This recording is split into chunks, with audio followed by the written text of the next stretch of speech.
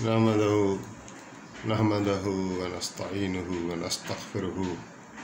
व नऊज़ु बिल्लाहि मिन शुरूरि अनफुसिना व मिन सय्यिआति अअमालिना मन यहदिहिल्लाहु फहुवल मुहतदि व मन युद्लिल फलन हादिय लहु अशहदु अल्ला इलाहा इल्लल्लाह व अशहदु अन्ना सय्यदना व सनदना मुहम्मदन अब्दुहु व रसूलुहु अम्मा बाद। हुज़ूर करीम रऊफ़ रहीम सल्लल्लाहु अलैहि वसल्लम की मुबारक ज़िंदगी की झलकियाँ पेश की जा रही हैं। ग़ज़वा उहद का आगाज़ और फिर सफ़र की तैयारी। आप अलैहिस्सलाम निकले और लश्कर इस्लामी को मदीनतुल आलिया से निकाला तो उसकी तादाद कम व बेश 1000 लोगों पर मुश्तमिल थी। आपकी सुन्नत मुबारक थी, आप किसी छोटे बड़े सफ़र में जाते तो किसी को अपना खलीफा नामज़द करते। तो इस सफ़र में हज़रत अब्दुल्लाह इब्ने उम्मे मख्तूम को आपने मदीने का खलीफा मुकर्रर किया और बाकी लश्कर को लेकर आप रवाना हुए। लश्कर का झंडा, ख़ास तौर पर मुहाजिरीन का झंडा अलम आपने हज़रत अलीउल मुर्तज़ा शेर खुदा करमल्लाह वजहल करीम के हाथों दिया और आप रवाना हुए अल्लाह पर भरोसा करते हुए। तो शेखैन की मंजिल थी करीब, उधर आपने क़याम फरमाया। तो वहाँ क्योंकि जब आप किसी भी सफ़र में जाते थे तो छोटे बड़े लोग, कोई भी नहीं चाहता था कि एक लम्हा भी वो हुजूर से जुदा हो जाए, तो सारे लोग आपके साथ चलते थे। तो आगे चलकर फिर आप उनको वापस कर देते थे, यानी वो इस्तकबाल में मोहब्बत में जाते रहते थे हुजूर अलैहिस्सलाम के साथ। तो इस सफ़र में भी थे, लेकिन ये जंग का सफ़र था तो आपने नज़र फरमाई तो जो बच्चे हैं इनको वापस किया जाए। तो उसमें एक बच्चा था और लड़कपन, यानी अभी जंग जैसा तो नहीं था लेकिन लड़कपन जैसे होते हैं, तो नाम था उनका हज़रत राफ़े इब्ने मज़ला। तो उनको जो है बड़ों ने कहा भी कि तुम जो है जंग में चलना, और उसको भी शौक़ था। तो हुज़ूर जब नज़र फरमा रहे थे बच्चों में तो वो अपने पाँव पर यानी खड़ा हो गया।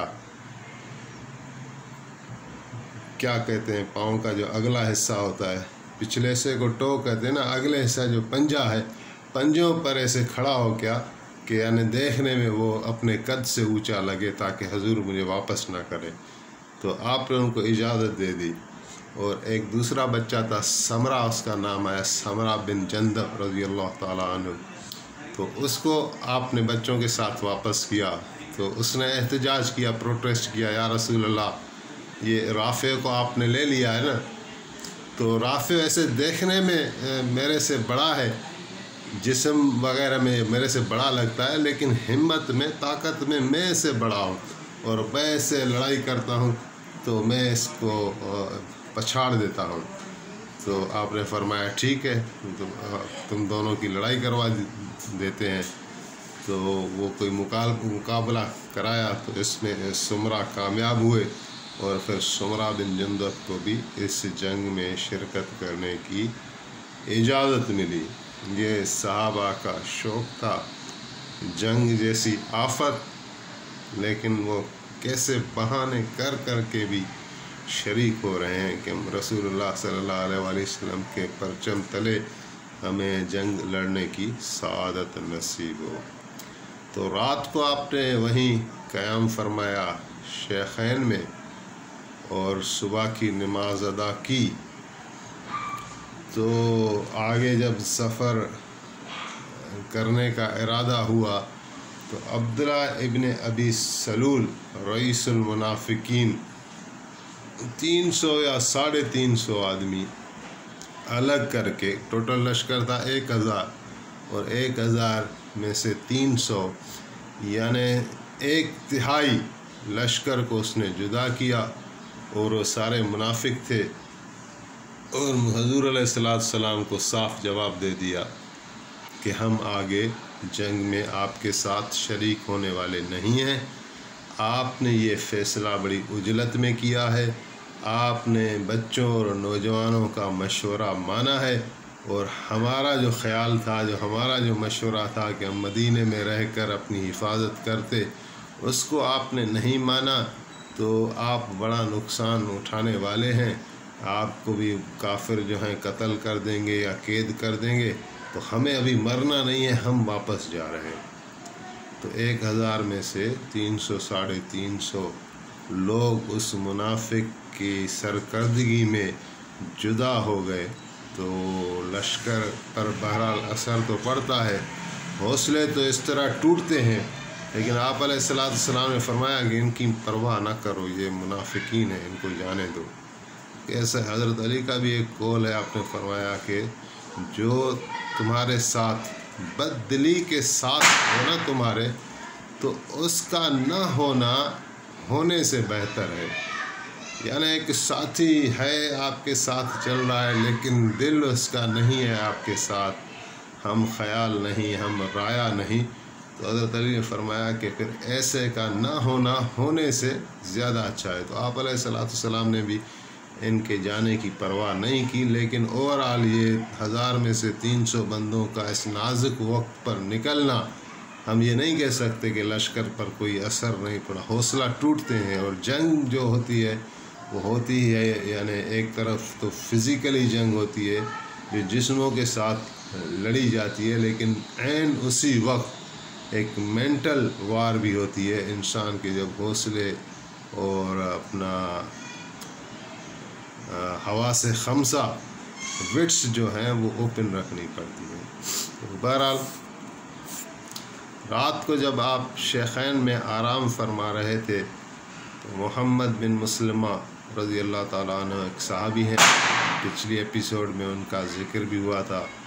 جنہوں نے جا کے کعب بن اشرف یہودی کا سر قلم کیا تھا۔ تو وہ 50 آدمیوں کے ساتھ لشکر اسلام کی اور خاص طور پر پیغمبر اسلام صلی اللہ علیہ وآلہ وسلم کی رات بھر چوکی دے رہا تھا، نگرانی کر رہا تھا۔ صبح آپ اٹھے تو آپ نے آگے سفر طے فرمایا اور احد کے میدان میں آپ پہنچ گئے۔ یہاں ایک سب سے بڑا اہم واقعہ احد کا پیش آتا ہے، جس کی وجہ سے جنگ کا نقشہ پلٹ گیا تھا، اور جو مشہور واقعہ ہے ضرور آپ لوگوں نے سنا ہوگا کہ سب سے پہلے آپ نے جو وہاں حکمت عملی اپنائی، میدان کو جب آپ نے دیکھا تو ایک پہاڑی تھی، وہاں سے ایک راستہ تھا، تو اس پہاڑی پر آپ علیہ السلام نے 50 تیر انداز مقرر کیے اور ان کا پیشوا بنایا جناب عبداللہ بن جبیر رضی اللہ تعالیٰ عنہ کو، ایک صحابی ہیں، ان کو امیر بنایا اور 50 تیر انداز ان کو دیے، اور بہت تاکید اور تلقین کی۔ آپ علیہ السلام نے فرمایا کہ تم لوگ اس پہاڑی کا، اس راستے کا، یعنی یہ آپ کی پکیٹ ہے، یہ آپ کی جگہ ہے، یہ کسی بھی حال میں آپ کو نہیں چھوڑنی، آپ کو اپنی پوزیشن یہاں پر رکھنی ہے۔ یہاں سے آپ لوگ جنگ کا ملاحظہ کریں گے، لیکن جنگ کا نتیجہ کچھ بھی ہو، چاہے ہم جیتیں، چاہے ہم ہار جائیں، چاہے کچھ بھی ہو جائے، لیکن آپ کو یہ جگہ نہیں چھوڑنی ہے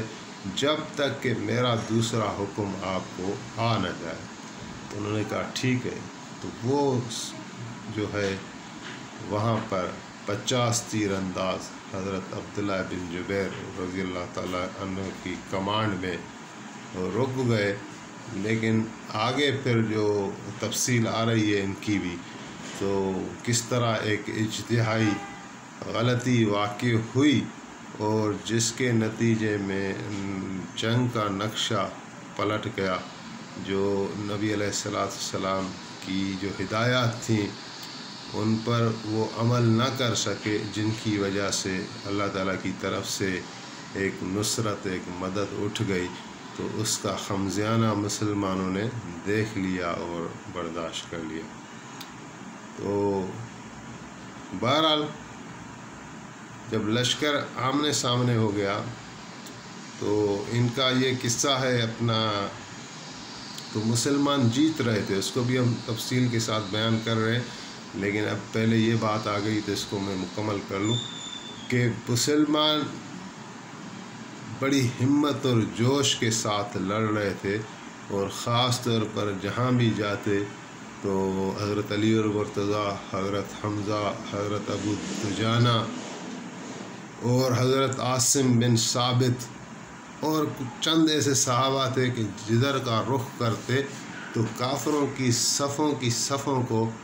اڑا کر رکھ دیتے تھے۔ تو ایسی صورت میں ان کے پاؤں ٹک نہیں سکتے تھے اور انہوں نے بھاگنا شروع کیا تو یہ جو تیر انداز تھے انہوں نے دیکھا کہ کافر بھاگ رہے ہیں اور مسلمان ہمارے بھائی مال غنیمت بھی اٹھا رہے ہیں اور جنگ ختم ہو گئی ہے۔ تو ایک شوق ہوتا ہے نا، جس طرح کرکٹ کے میدان میں دیکھتے ہیں کہ بھئی وہ آخر میں چھکا لگا لیا اور جیت گیا، تو عوام جو ہے اب دیکھنے کتنے جوش کے ساتھ اندر گراؤنڈ میں آ جاتی ہے اور نعرے لگاتی ہے۔ تو یہ جو 50 تیر انداز سے ان کو بھی ایک ایسا جوش چڑھا، وہ ساتھیوں کو دیکھ رہے ہیں کہ ہم جیت گئے ہیں، تو انہوں نے میدان چھوڑنے کے لیے نعرے لگائے۔ حضرت عبداللہ بن جبیر تو ان کو تو نبی علیہ السلام نے ادھر امام بنایا تھا یا امیر بنایا تھا، تو اس نے بڑا تحرک لیا کہ کوئی نہیں جائے گا، حضور ہمیں بلائیں گے، کوئی جلدی نہیں مچائے، حضور علیہ السلام کی واضح ہمیں ارشادات ہیں۔ تو لیکن انہوں نے بات نہیں مانی اور کہا کہ حضور کا جو فرمان تھا وہ تھا جنگ تک، ابھی تو جنگ ختم ہو گئی، اب ہم دیکھ رہے ہیں ہمارے بھائی جیت گئے ہیں، کفار بھاگ رہے ہیں۔ تو بہرحال 40 بندے 50 میں سے 40 نے وہ جگہ چھوڑ دی اور آ کے اپنے بھائیوں کے ساتھ مل گئے، 10 رہ گئے تھے۔ اور جنگ آگے چل کر جب خالد بن ولید بھی کہیں اپنا اس وقت تک کافر تھے تو اپنا لشکر لے کر اسی جگہ سے آ کے دوبارہ پلٹ کر آئے جہاں پر وہ پہاڑی پر حضرت عبداللہ بن جبیر 10 آدمیوں کے ساتھ رہے تھے۔ تو خالد بن ولید کے پاس 200 بندوں کا جتھا تھا، انہوں نے 10 کے 10 کو شہید کر دیا اور وہاں سے پلٹ کر مسلمانوں پر حملہ کیا۔ تو پھر جنگ کا جو نقشہ تھا وہ پلٹ گیا، جو پہلے مسلمان فتح کی طرف جا رہے تھے تو اس خالد بن ولید کے حملے سے مسلمانوں کے پاؤں اکھڑ گئے اور جیتی ہوئی جنگ فتح کی طرف گامزن صحابہ کرام کے پھر پاؤں اکھڑ گئے، اور وہ جو پھر مسلمانوں کو جو چوٹ پڑی، جو درد پڑی ہے، تو اسی کو انشاءاللہ پھر آگے ہم نیکسٹ ایپیسوڈ میں بیان کریں گے۔ اللہ تعالیٰ سے دعا ہے کہ ہمیں حضور کریم صلی اللہ علیہ وآلہ وسلم کی محبت ہمارے دلوں میں ہو اور دین متین کی قدر ہمارے دلوں میں ہو، اللہ تعالیٰ کی عظمت ہمارے دلوں میں آ جائے اور اس ذکر مبارک کو اللہ تعالیٰ قبول کرے اور اس کے بدلے میں ہماری دنیا اور آخرت سنوار دے۔ آمین۔